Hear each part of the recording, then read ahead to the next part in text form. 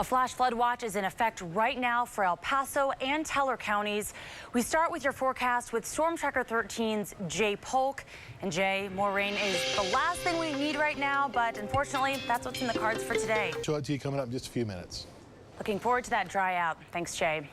New information this morning on the flooding that soaked most of our state the last several days. More than 500 people are unaccounted for this morning. And overnight, President Obama signed a disaster declaration and ordered federal aid for those in Boulder County.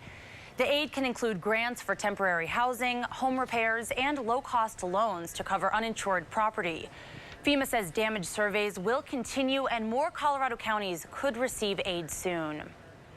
Rescue efforts continue this morning across the state for those trapped in floodwaters. About 100 soldiers from Fort Carson are helping out with those rescues. Take a look. Fort Carson soldiers airlifted more than 85 fifth graders from Louisville. They were stranded near Jamestown while studying at an outdoor education center. Fort Carson tells us it's helped evacuate more than 700 Coloradans. The National Guard will continue airlifts today. Helicopter crews are expanding their searches east to include Longmont, Fort Collins, and Weld County. As of last night, the Guard had rescued more than 1,700 people and their pets from the floodwaters. Greatest number of Americans rescued by helicopter since Hurricane Katrina. Amazing. Yesterday's rescues mainly helped people from Boulder and Larimer counties. A fifth person is believed to have died in the flooding. The Larimer County Sheriff's Office says a 60-year-old woman is presumed dead, but her body has not been found yet. Witnesses say they saw floodwaters from the Big Thompson River destroy the woman's home. The Sheriff's Office says about 350 people are still unaccounted for in Larimer County. Because of that high number, officials are fearing the worst. We haven't determined that yet.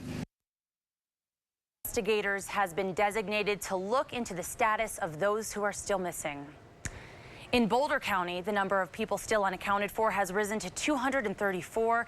And this morning, we're learning more about how two teens lost their lives in the flooding there. Authorities believe Wiana Nelson and Wesley Quinlan, both 19 years old, were swept away when their car got trapped in the water. They were with two other friends at the time. Dennis Gianetti watched the horror unfold that night from his living room window.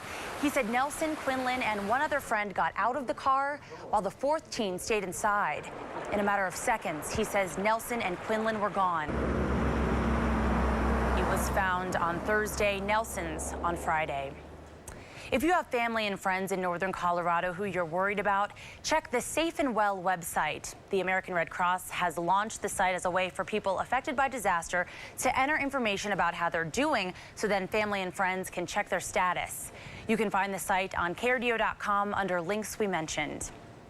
While on a helicopter tour of the flood damage, Governor John Hickenlooper and other lawmakers turned into a rescue team. The politicians were aboard a National Guard helicopter. While flying over the Big Thompson River in Larimer County, they noticed flood victims signaling to them.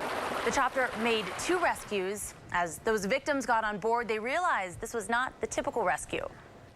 Governor Hickenlooper tweeted news of the rescues: 4 people, a dog and cat, and then 2 more people after that. Floodwaters are still rushing down Cheyenne Creek in Colorado Springs. Because of those high water levels, Cheyenne Road has been closed indefinitely between Cresta Road and May Drive. KRDO News Channel 13's Jacqueline Rosti is tracking the conditions there this morning and joins us live. Good morning, Jacqueline. Thanks, Jacqueline. For the latest on any flash flooding that may happen later today, head over to our website, krdo.com. We are going to be updating that all day long. You can also submit your weather photos there. New on Good Morning Colorado, 5 people are recovering this morning from an overnight shooting. It happened at a hookah bar in the 1600 block of South Nevada in Colorado Springs.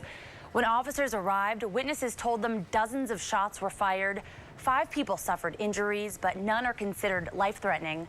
Police say this all started between 2 rival groups and could be gang-related. In New York, 2 people are recovering following an officer-involved shooting. Investigators say police officers were trying to corral an emotionally disturbed man who was moving in and out of traffic on a crowded street. During the struggle, police say they had to open fire. 2 bystanders were reportedly grazed. Police say the man was subdued with a taser. 50 years ago today, 4 girls were killed by a bomb attack by the Ku Klux Klan at a Baptist church in Alabama. Today, Attorney General Eric Holder and former Secretary of State Condoleezza Rice will be in Birmingham to mark the anniversary. Rice actually grew up there and knew one of those victims. The church was an organizing spot for civil rights demonstrations. The terror attack was in response to Birmingham's public schools being desegregated. The 1963 bombing was a monumental moment in American history. Some say the event even turned the tide of the civil rights movement. 50 years later, a bronze sculpture memorializing the 4 girls killed stands in Birmingham. Gotta stop. The artist says the sculpture features the girls having a good time, doing something that was characteristic to each of them. She said she wanted to show them in the prime of their lives. Well, it is an effort to stop cyberbullying and violence, but does it go too far? We'll tell you what a California school district is doing to monitor students' social media, and we want you to sound off on whether snooping is worth it for safety. Welcome back to Good Morning Colorado. A live look for you at Highlands Ranch in Denver. And don't adjust your TV. It is just an ugly morning there with low-hanging clouds and fog. Unfortunately, heavy rain expected in the Denver area as well today. News time is 8:12. About 14,000 middle and high school students in California will have to start watching what they post on social media. Glendale, California is paying a private firm more than $40,000 a year to report students' activity on Facebook, Twitter, and other sites. The firm will be trolling for posts referring to subjects like violence, drug use, and bullying. While the school says the program is helping bridge a digital divide, critics are calling it stalking and an invasion of privacy. We want to hear from you this morning. Is this school district going too far, or is this a smart way to monitor cyberbullying and violence? You can comment over at KRDO.com or log on to Facebook or Twitter at KRDO News Channel 13. And now to a story of true friendship. A teenage girl gets the graduation gift of a lifetime from her parents, a brand new car, but after having it for just a few months, she trades it in, and you won't believe why.